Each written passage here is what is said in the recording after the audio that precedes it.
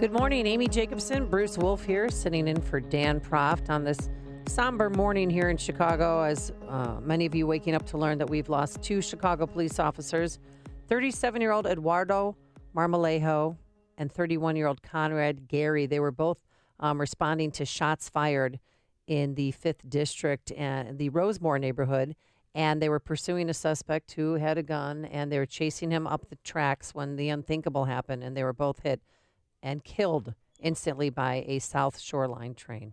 By doing the most dangerous thing any police officer can do, and that is to chase an individual with a gun, these brave young men were consumed with identifying a potential threat to their community and put the safety of others above their own.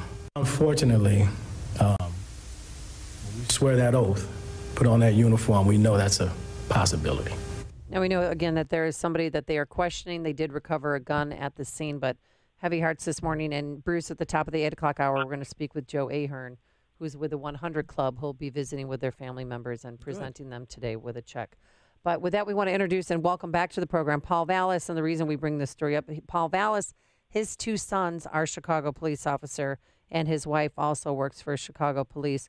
Good morning, Paul, and thank you for joining us today.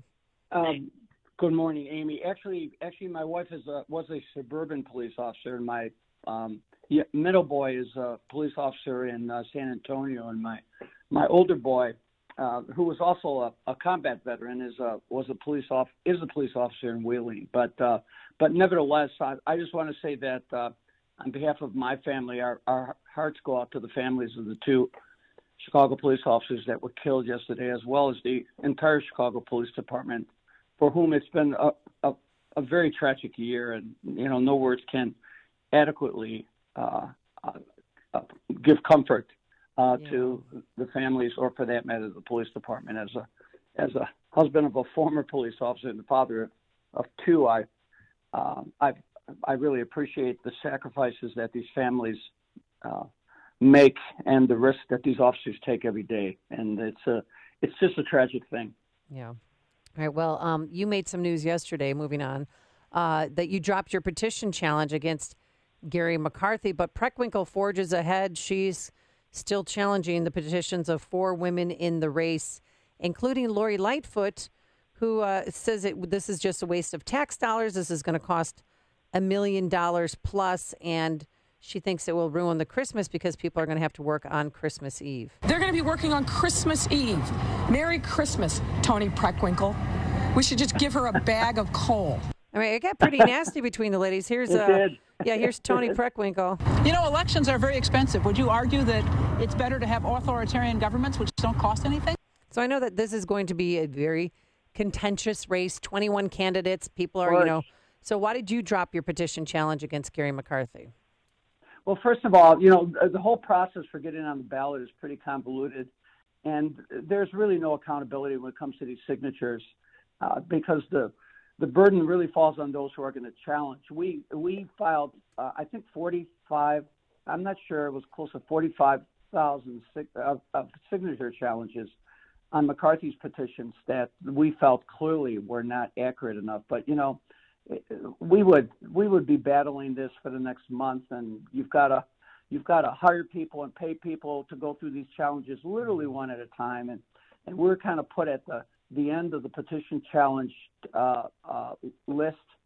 I anticipated running against Rahm Emanuel and a bunch of candidates, and so we weren't planning on challenging anyone's petitions. But when we started looking at petitions, there were so many candidates who had just terrible petitions, from Daley to Chico to McCarthy, that we felt we needed to make a point. And what we're actually doing is we're going to put all of our information online. So if anybody wants to see what phony petition signatures look like, they can see them. But I would love to see that.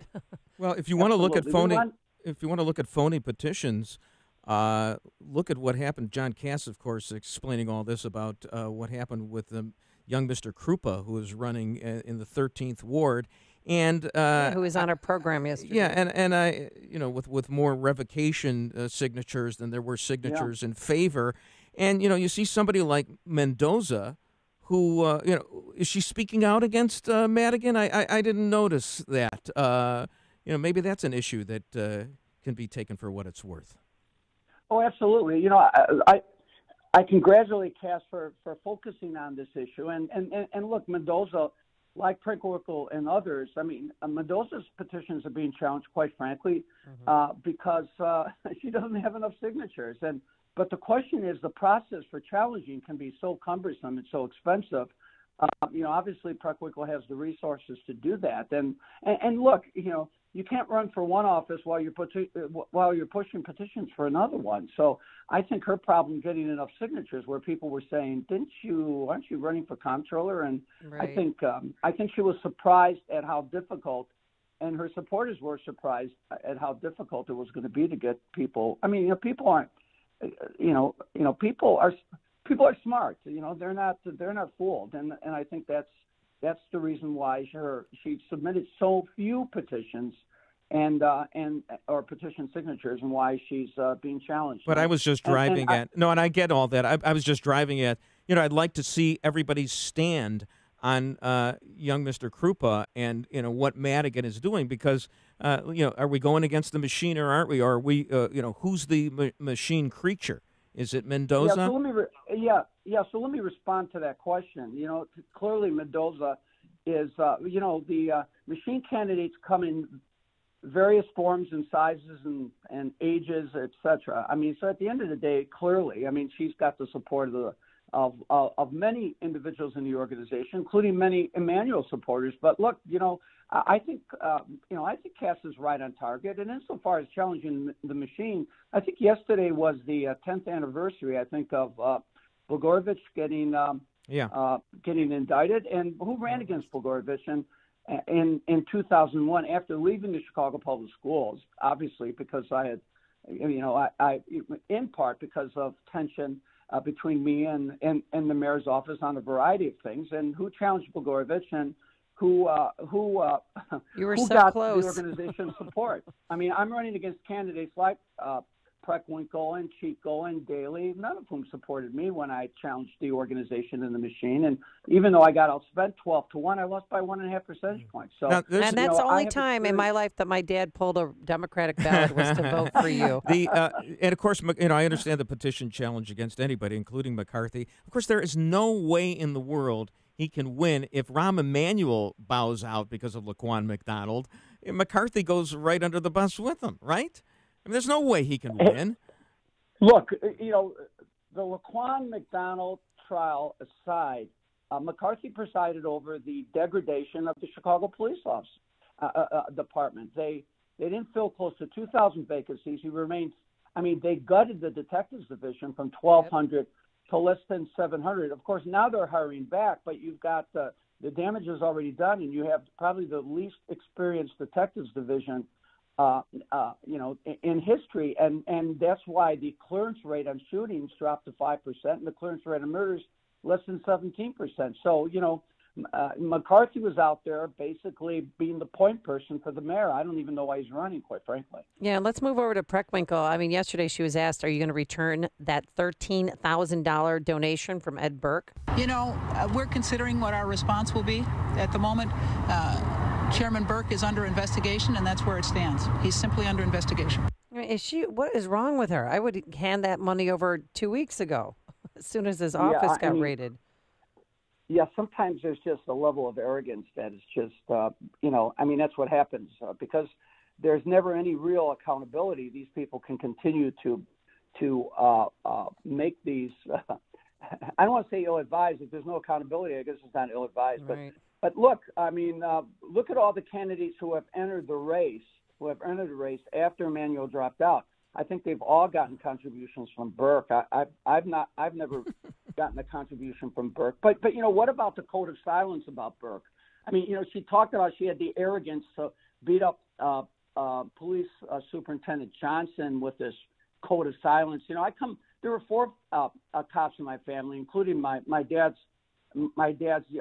only sibling, who was a 36-year Chicago police officer. And, you know, this code of silence BS, that's a dog whistle when you really think about it. And instead of talking about what you're going to do to strengthen the police department, we're getting this code of silence rhetoric. What about the code of silence about Barrios and the and the assessment scandals at the Cook County Assessor's Office, or for that matter, the corruption in the city council all these years. What about those codes? Well, and she came out and said that she, the first line of duty would be to fire him when she becomes mayor, but she's not going to become mayor. Here's the thing. I love it, once, you can break the cone of silence about things like a constitutional amendment regarding pensions, because I regard Rahm Emanuel as the de facto top Republican in the state of Illinois right now, because he comes out in favor of that. Are you in favor of a constitutional amendment switching the pension system around to make it more equitable?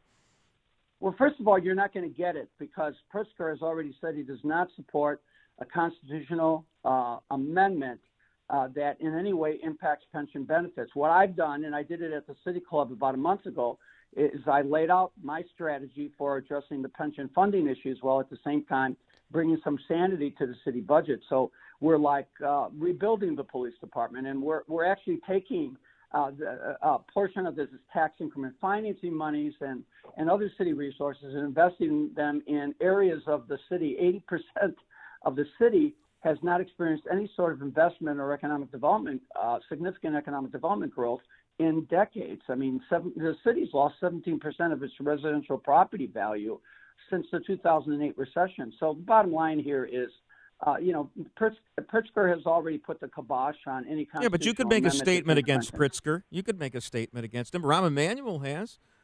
Now that he's independent. Well, I'm not making it. Look, I'm trying to offer solutions, not make statements against individuals. Well, you make the statement and then you settle for whatever you're going to get. But it's going to be the same old, and that's why the city's going down the toilet. Well, I'm running to change that, and if you look at what I've put out in terms of strengthening the police department, if you look at the position I've taken on the use of tax increment financing districts, or for that matter, the budget plan that I've laid out, which would in effect impose a cap on property tax increases and increases in fines and fees long term.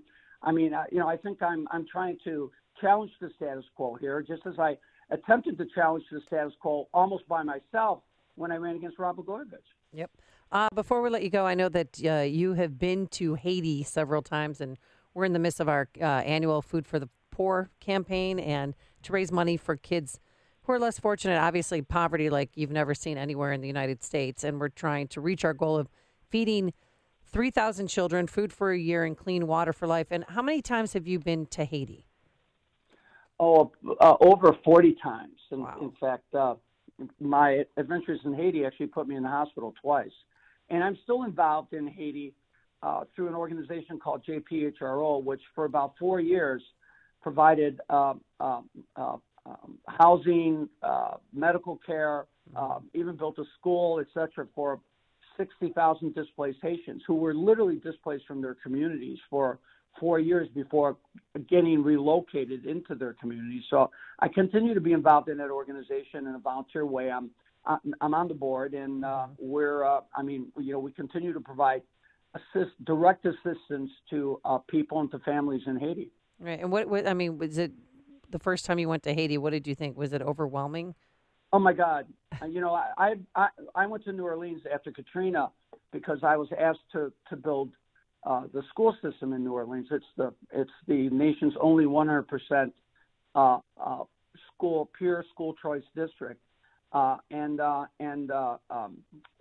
thought I had seen destruction, but when I went to Haiti, Port-au-Prince, Haiti, and you have to understand very quickly, Port-au-Prince, Haiti is really a city in the mountains, and when the earth shakes, the buildings come crashing down because the buildings honeycomb the mountainsides. And you ever see that picture of that famous picture of Hiroshima bomb with that structure standing among the debris? Yep. Well, that was Port-au-Prince. Just visualize, think 9/11 only practically an entire city. It was the most depressing and horrifying thing I had ever seen. It was just destruction that was unimaginable. And the Haitians are so appreciative of any of the help that we can give them. They really are. Absolutely, absolutely. And look, they've had problems with the government for many, many years, but there are so many organizations out there that are doing extraordinary things, getting relief directly to the Haitians. Let's not forget these people. The Haitian diaspora or the Haitian immigrants who come here are the most successful immigrants of African descent. So at the end of the day, they are wonderful people, and anything you can do. And congratulations, and God bless you for staying the course when so many have not. All right. Thank you so much, Paul Vallas. You have my support. It's coming by. How many weeks away are we from the election? Oh my God, what are we? Is it 8 weeks?